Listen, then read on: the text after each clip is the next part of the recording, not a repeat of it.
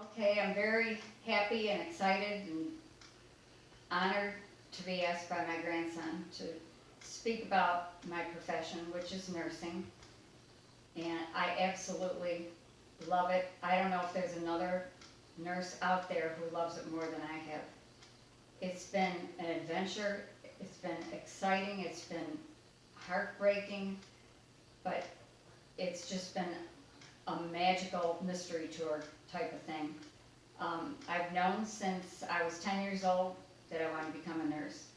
And I remember distinctly sitting in the back seat of my dad's car and hearing all these sirens and ambulances. And I must have been saying a prayer, saying to God, how can you let this happen? There's too much suffering in this world. I was overcome. And I was only 10 years old. And seriously, true story, in my heart I heard, can you save just one? Can you take care of just one? And as a 10-year-old, I wasn't looking for that. And I also was kind of squeamish. I would faint easily at just like the smell of alcohol. But as time went on, a friend of mine became a candy striper, and I would watch her very closely. So it took 5 years, and I watched her.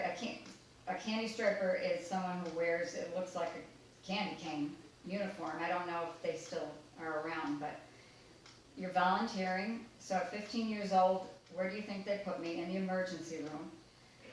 I didn't know anything about anything, and I learned really, really fast. And back then, I could tell you so many stories about things, but I won't get into all of them. But syringes, shots, in other words, syringes with a needle attached.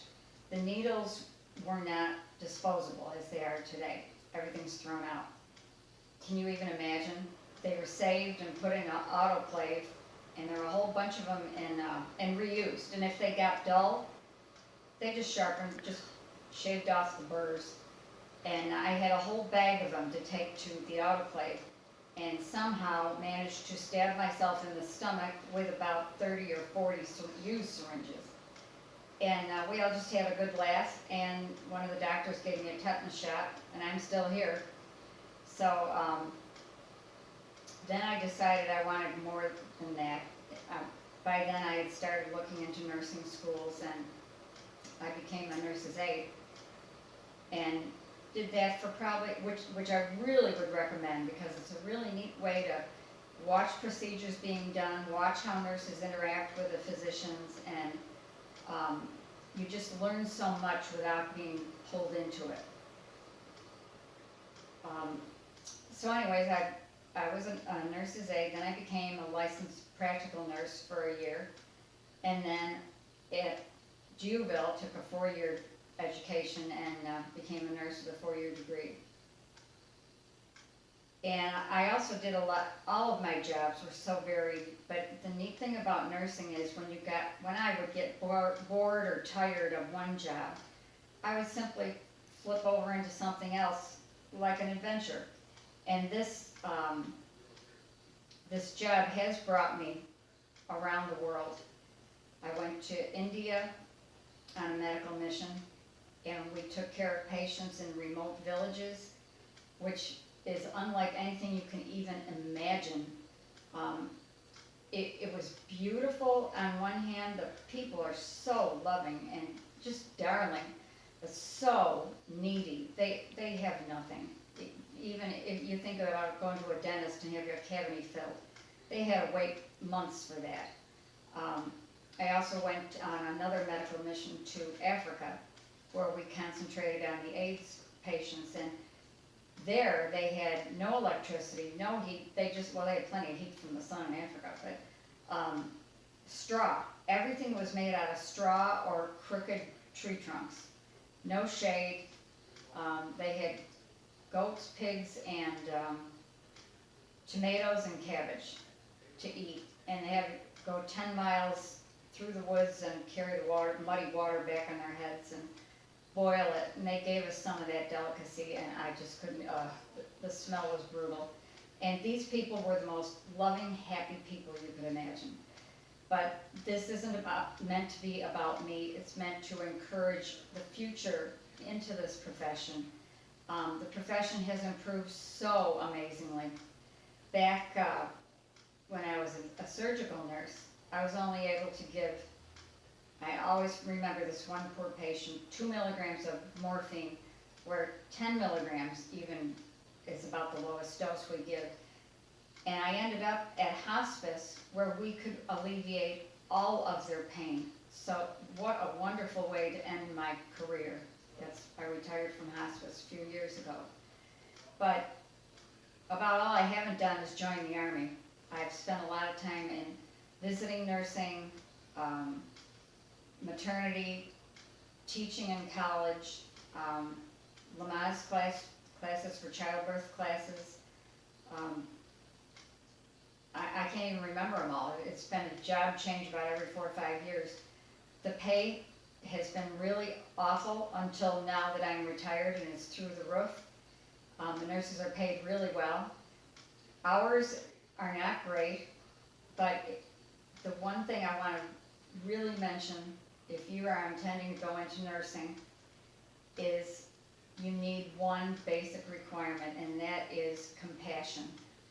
You can be taught skills, you can learn things, but if you don't have compassion and a real desire to care for hurting, suffering patients and their families too, then I would encourage you to choose another profession.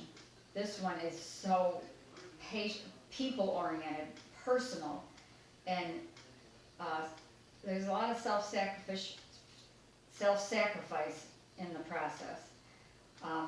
But I felt like the more I gave out, the more I was filled up and it would just overflow. The money, we aren't wealthy, but I will tell you the money was probably lowest on my list of things that I really wanted. I have 4 children and it was so neat. For 20 some years I worked second shift so that our kids never needed a babysitter. And then when my youngest hopped on the bus, I went into visiting nursing so I could be working when the kids were at school. I mean, you could just adjust it. You can split shifts. You can work far from home, close to home. You're just not restricted by anything. A lot of people worry about the gross factor, how gross is the profession. And it's pretty gross, I will tell you that. But the funny thing is, nurses aren't thinking about, boy, is this gross. They're thinking about, am I giving the right dose of medication? Is my next patient in pain too? When am I going to sit down and have something to eat, which is pretty much never. But you're not thinking, you're thinking about doing the procedure precisely and correctly as it should be, the tolerance of the patient, all about the patient, not about yourself. You can think about yourself later, but there isn't a single thing I regret about going into nursing. I'm sorry, I am retired, and it wasn't my choice. I fell and broke my leg, and I just can't do it anymore. But nursing is the kind of profession where we had an 80-year-old nurse. As long as you can mentally and physically handle the job, you're fine. A typical day, there really is no typical routine. At hospice, we literally started on the ground running. Before our coats were even off, physicians were shouting orders to us. I didn't even know the patients' names. It was kind of wild, but it was intense and they needed that attention. At nighttime, I would go around with my little flashlight and just keep checking them. If I had 5 patients, I'd go 1, 2, 3, 4, 5, just all night long, just checking on them. The family is extremely important as well, and there's a lot to learn. The medications, as you've probably been aware, maybe you have or not, but there's so many ads on TV for new medicine. There'll be the professional name and then the generic name, which don't bear any likeness to themselves at all. Like Dilaudid is also hydromorphone. So we had to remember not just that, what all the side effects were, what the expected beneficial results should be. And what time is the patient gonna have it? I remember when I was a brand new nurse, I had a paper in my pocket of when all of my 11 patients could be medicated again. And all they would get is one shot in the fanny for 4, and they had to wait another 4 hours.